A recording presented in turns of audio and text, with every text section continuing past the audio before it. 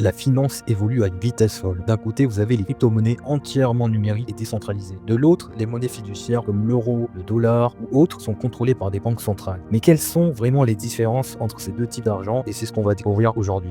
Les monnaies fiduciaires comme l'euro ou le dollar ou autres sont contrôlées par des banques centrales.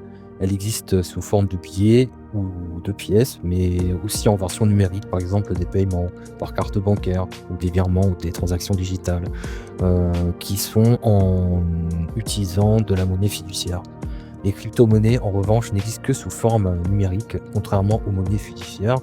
Ils ne sont pas contrôlés par une banque centrale ou un gouvernement.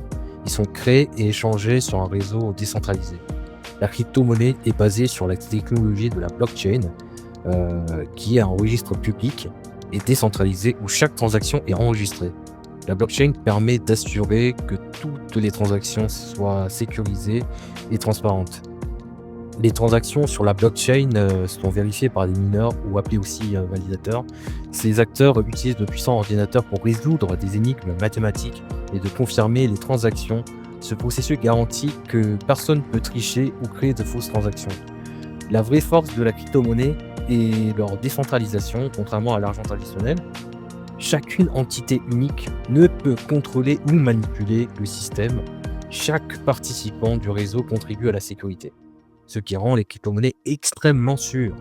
Donc pour résumer, tous les monnaies fiduciaires sont gérées par des banques centrales, peuvent être physiques ou numériques, et que les crypto-monnaies sont généralement et uniquement numériques et reposent sur la technologie de la blockchain qui est extrêmement sécurisée.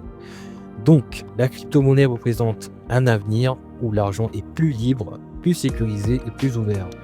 Est-ce que cela va remplacer les monnaies traditionnelles? Seul l'avenir me le dira, mais ce fut déjà le cas au Salvador qui ont fait le Bitcoin comme une monnaie légale.